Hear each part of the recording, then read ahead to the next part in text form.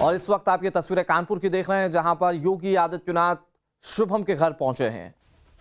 कश्मीर में जो आतंकियों ने कायराना करतूत को अंजाम दिया, उसमें शुभम मारे गए थे और फिलहाल आज उनका अंतिम संस्कार किया जाना है, क्योंकि पार्थिव शरीर उनके घर पहुंच चुका है। और उससे पहले माफ कीजिएगा, मुख्यमंत्री योगी आदित्यनाथ उनके घर पर पहुंचे हैं, शुभम के घर पर पहुंचे। और ये एक्सक्लूसिव तस्वीरें हम आपको दिखा रहे हैं। सबसे पहले ये तस्वीरें हम आपको दिखा रहे हैं शोकाकुल परिवार के साथ वहां पर योगी आदित्यनाथ। इससे पहले शुभम के परिवार के लोगों के वो तमाम रिएक्शन सामने आए, जिसमें शुभम की पत्नी ने बताया कि कैसे वो पूरा घटनाक्रम अंजाम दिया गया था, जिसमें वो ये बता रही हैं साफ तौर पर कि धर्म पूछकर गोली मारी गई थी। ये दो तस्वीरें इस वक्त टीवी स्क्रीन पर आपके सामने। एक वो तस्वीर जिसकी व्याख्या करना असंभव है, शब्दों में उसे किसी भी कीमत पर बयां नहीं किया जा सकता। उस पत्नी का दर्द समझिए, जो अपने परिवार के साथ गई थी, अपने पति के साथ खुशियों को सेलिब्रेट करने के लिए। लेकिन यहाँ पर आप देखें कि कैसे जब वो वापस लौटी तो गमगीन है। ये दो तस्वीरें इस वक्त टीवी स्क्रीन पर आपके सामने। शुभम के परिवार के लोगों को आप पहली तस्वीर में देख पा रहे हैं, दूसरी तरफ मुख्यमंत्री योगी आदित्यनाथ वहां पर मौजूद हैं। ये एक्सक्लूसिव तस्वीरें हम आपको दिखा रहे हैं।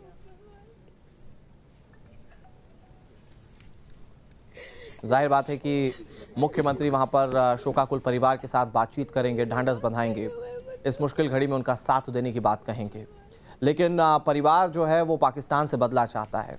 आतंकियों के किए गए उनके कायराना हरकत पर बदला चाहता है परिवार, वो इंसाफ चाहता है।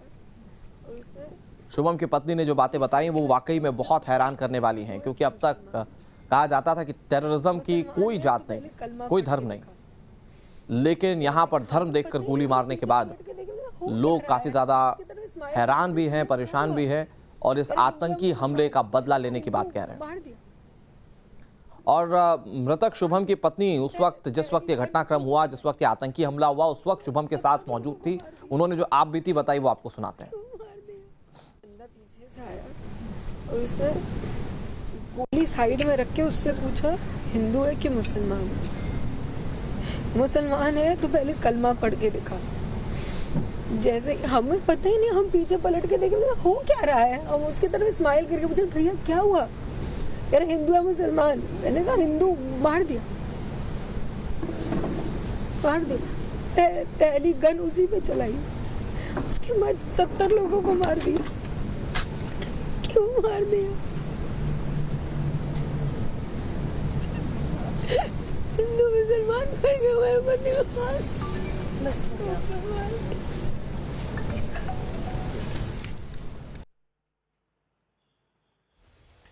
बहुत बहुत स्वागत है आपका टाइम्स नाउ भारत पर। मेरी मौजूदगी श्रीनगर में लाल चौक पर है। आप तस्वीरें देखिए, आप कानपुर की तस्वीर देख रहे थे, लेकिन फिलहाल देखिए लाल चौक पर तिरंगा शान से लहराता हुआ। कल दुकानें बंद थी, यहाँ पर लोगों ने बंद रखा था। पहलगाम में जिस तरीके से नृशंस हत्या हुई थी, लोगों की जाने गई थी, लेकिन आज धीरे धीरे दुकानें खुलने लगी हैं। लेकिन इसके बावजूद लोग ये कह रहे हैं कि जिस तरीके से हत्या हुई है, आखिरकार ये सिलसिला जाकर कब समाप्त होगा।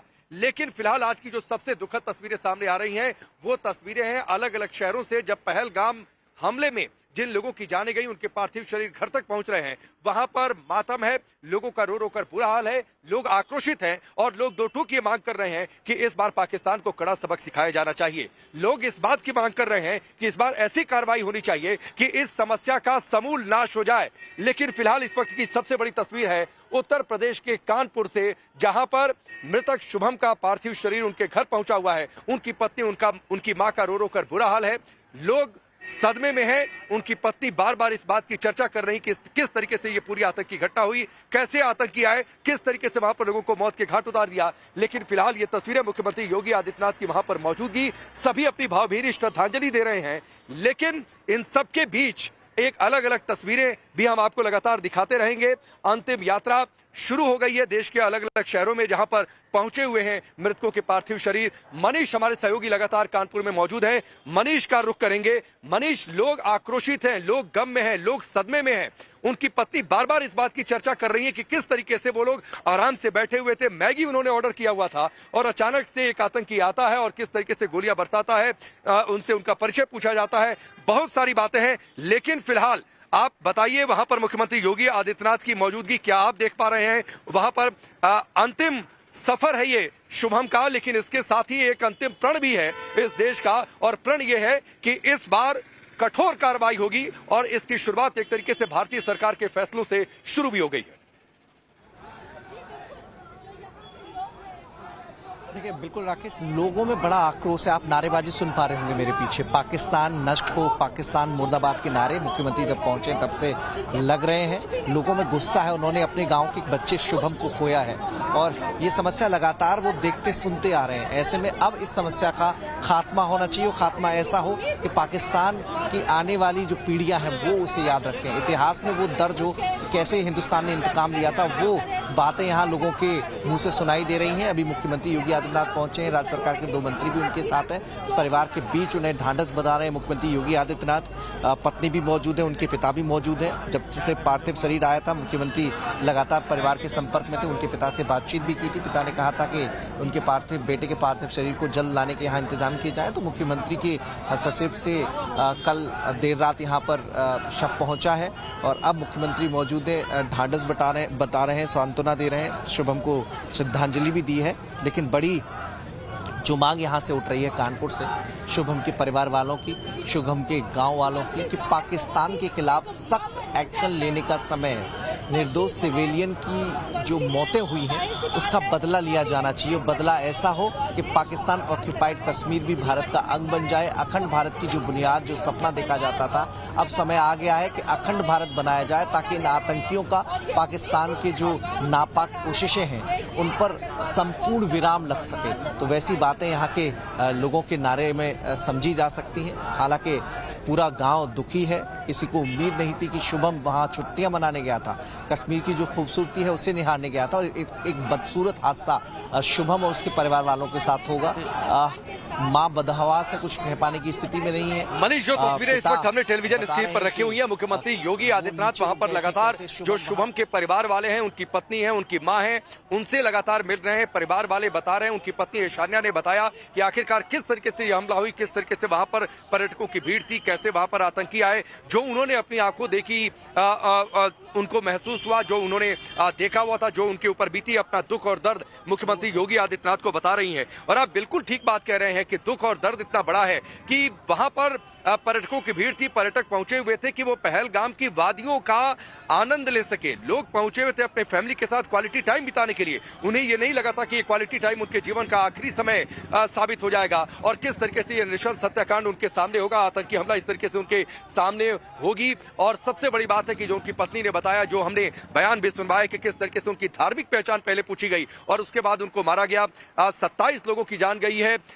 उसमें से जो बड़ी बातें हैं, जो लगातार अलग अलग जगहों से तस्वीरें सामने आ रही हैं, और जो शुभम की पत्नी ने बताया कि कैसे उनके बगल में आतंकी आकर खड़ा होता है, पूछता है कि आप लोग कहां से आए हैं, पूछता यह है कि आपकी धार्मिक पहचान क्या है, और उसके बाद जो है उन्हें गोली मार दी जाती है। उसके बाद वहां पर अफरा तफरी मच जाती है। तो मनीष, ये बड़ी बातें हैं और हमने तस्वीरें में देखा है। और जाहिर सी बात है, परिवार का कोई सदस्य चला जाए और वो भी कोई युवा सदस्य चला जाए, एक पत्नी के ऊपर क्या बीती होगी, एक माँ के सामने उसका बेटा चला जाए तो उस माँ के ऊपर क्या बीती होगी, ये सब कुछ समझा जा सकता है। और यही भावनाओं को देख रहे हैं, समझ रहे हैं मुख्यमंत्री योगी आदित्यनाथ भी। मनीष,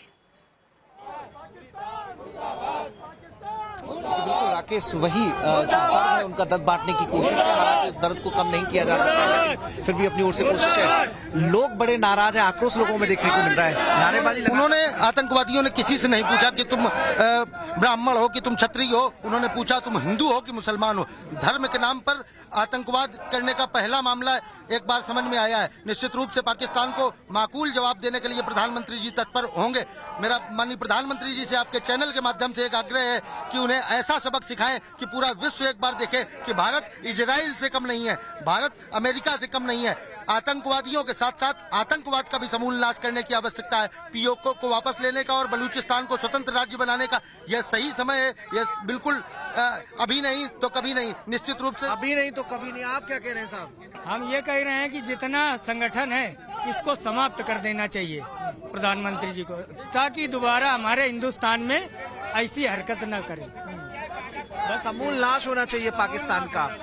मोदी है तो मुमकिन है इस नारे को अगर सच्चाई में तब्दील करना है तो मोदी जी को स्ट्राइक 3 करके दिखाना पड़ेगा। और अगर मोदी जी चाहते हैं कि लोगों के मन से डर हट जाए, दोबारा से कश्मीर घूमने जाने का मन करे, तो फिर स्ट्राइक 3 आवश्यक है। स्ट्राइक 3 होनी चाहिए। आप कैसी कार्रवाई चाह रहे हैं पाकिस्तान? अरे हम तो कार्रवाई बहुत शक्तिशाली चाहते हैं। हमारे अंदर बहुत क्रोध भरा गुस्सा है। क्रोध ये है कि हमको इसी का बदला जो उन्होंने किया है यही बदला चाहिए, और हमको लिपा पोती वाला जैसे को तैसा। हाँ, लेकिन नारेबाजी आप सुन पा रहे होंगे, लोगों का गुस्सा आप सुन पा रहे होंगे। देखिए मुख्यमंत्री जी पहुंचने वाले हैं, मुख्यमंत्री जी मीडिया से मिलेंगे भी। ठीक है मनीष, आप वहाँ पर बने रहिए। कानपुर में शुभम का पार्थिव शरीर अंतिम संदेश बहुत महत्वपूर्ण होगा। कानपुर ने जो खोया है, उत्तर प्रदेश ने जो खोया है, पूरे देश भर ने जो खोया है, तो देखिए मुख्यमंत्री भी पहुंच गए हैं, परिवार से मिलकर आए हैं। भूपेंद्र चौधरी प्रदेश अध्यक्ष उनके साथ मौजूद हैं, यहाँ के 2 राज्य सरकार के मंत्री उनके साथ मौजूद हैं। परिवार के जो लोग हैं उन्होंने अपनी बातें रखी हैं, वो घटना का जिक्र किया है कि कैसे ये हादसा हुआ, कब वो दोनों शुभम और उनकी पत्नी जब वहां पर थे तो वहां पर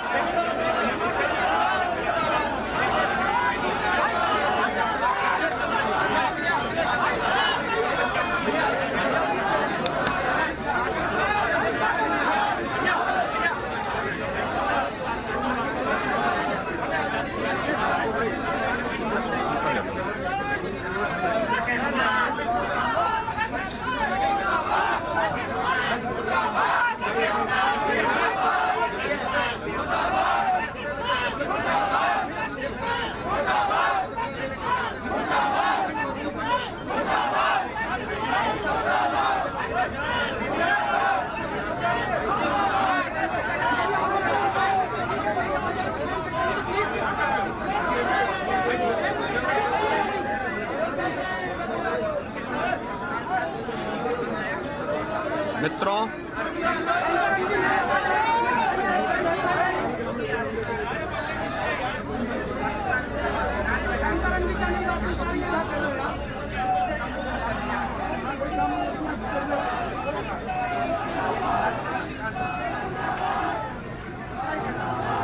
मित्रों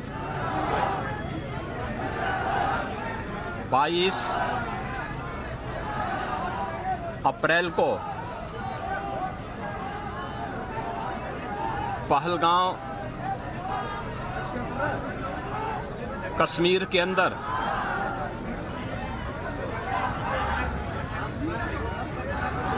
पर्यटकों के साथ जो आतंकी हमला हुआ है,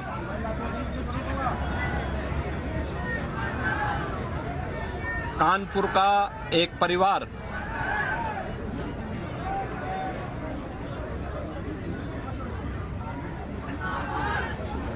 भी उस आतंकी हमला का शिकार यहां का एक नौजवान हुआ।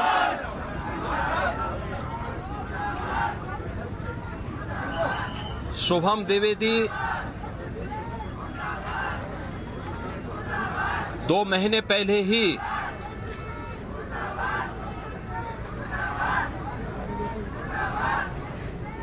जिसकी शादी संपन्न हुई थी,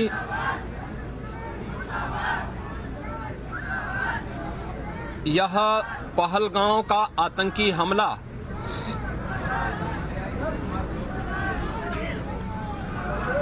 यह एक क्रूर, बीभत्स,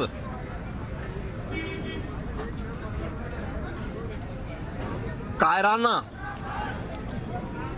कृत्य है। न केवल देश ने बल्कि दुनिया के हर सभ्य समाज ने इस घटना की निंदा की है। यह घटना बताती है कि आतंकवाद अब अपनी अंतिम श्वास ले रहा है। निर्दोष पर्यटकों पर हमला जाति और धर्म पूछ करके बहन बेटियों के सामने उनके सिंदूर को उजाड़ा जाए, यह कोई सभ्य समाज स्वीकार नहीं कर सकता। और खास तौर पर भारत के अंदर यह कतई स्वीकार्य नहीं है।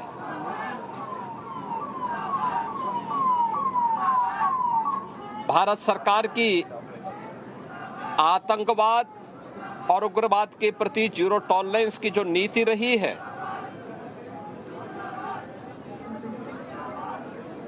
वह प्रभावी ढंग से आतंकवाद का नेस्तनाबूद करेगी। और आपने देखा होगा कल इसकी शुरुआत इसके ताबूत पर अंतिम कील ठोकने की शुरुआत हो चुकी है। आदरणीय प्रधानमंत्री जी की अध्यक्षता में सीसीएस की बैठक में जो निर्णय लिए गए हैं, आदरणीय गृह मंत्री जी ने स्वयं उन क्षेत्रों का दौरा किया और आगे की रणनीति के साथ ही आतंकवाद और उग्रवाद के खात्मे की एक नई पहल के लिए अब पूरा भारत आगे बढ़ा है। आतंकवाद और उग्रवाद के प्रति जो जीरो टॉलरेंस की नीति है, पूरे भारत को इस दुखद घड़ी में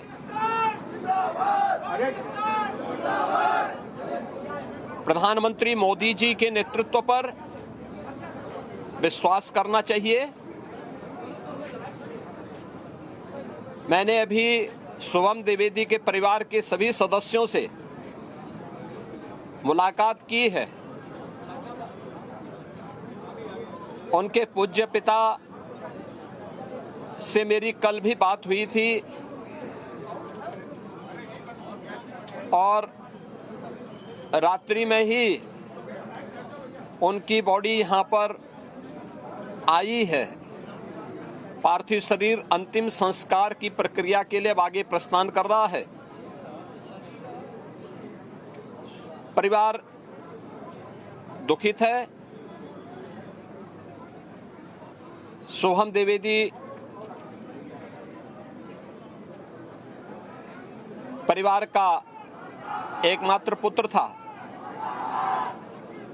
2 महीने पहले ही उसकी शादी हुई थी। परिवार दुखित है। मैं दिवंगत आत्मा की शांति की कामना करता हूं। परिवार के लोगों के प्रति हमारी पूरी संवेदना है। दुख की इस घड़ी में पूरा देश इस अमानवीय और बर्बर कृत्य की निंदा करता है और इस बात के लिए भी हम आश्वस्त करते हैं कि जिस तरीके से वहां पर जो कृत्य उन आतंकवादियों ने किए हैं, हिंदू मां बहनों के साथ जिस प्रकार की बर्बरता उनके सामने ही उनके सिंदूर के साथ किया गया है, इसी प्रकार से आतंकवादियों और उनके आकाओं को उसकी सजा जरूर मिलेगी। इसमें कोई संदेह किसी को नहीं होना चाहिए। मैं पूरे परिवार, हम और हमारी पूरी सरकार, डबल इंजन की पूरी सरकार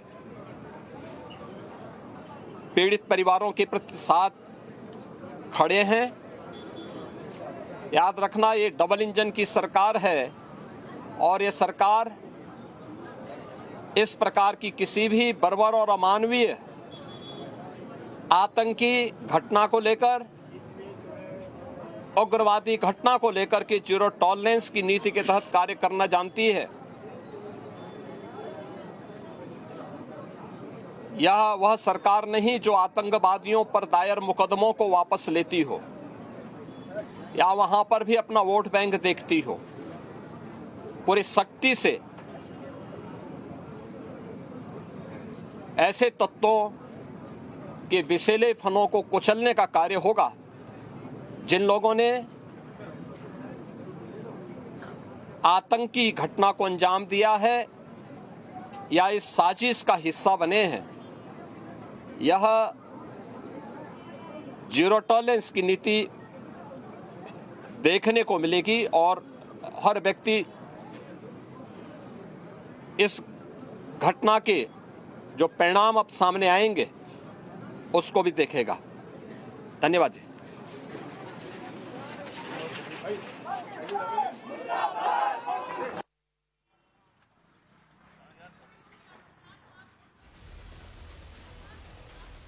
तो आप मुख्यमंत्री योगी आदित्यनाथ को आप सुन रहे थे किस तरीके से उन्होंने दो टूक ये कह दिया है कि पाकिस्तान के खिलाफ ताबूत में आखिरी कील ठोकने का काम शुरू हो गया है। जो प्रधानमंत्री मोदी की अध्यक्षता में कल कैबिनेट कमेटी ऑफ सिक्योरिटी की मीटिंग हुई और उसमें जिस तरीके से बड़े फैसले लिए गए, इंडस वाटर ट्रीटी को खत्म करने का, पाकिस्तान के जो नेशनल्स यहाँ पर उन्हें वापस लौटे का, उनके वीजा को रद्द करने का, जो तमाम बड़े फैसले लिए गए, उन बड़े फैसलों से पाकिस्तान के जो एक्सपोर्ट जो करता है टेररिज्म, उसके अंतकाल की शुरुआत हो गई है। लेकिन इसके साथ ही अपना उन्होंने दुख भी व्यक्त किया कि जिस तरीके से शुभम की हत्या हुई है, जिस तरीके से वहां पर बाकी और लोगों की जान गई है, उस पर उन्होंने कहा कि आखिरकार किसी भी तरीके से बख्शा नहीं जाएगा। जो उसके लिए जिम्मेदार है, नो टॉलरेंस की पॉलिसी है, जीरो टॉलरेंस की पॉलिसी।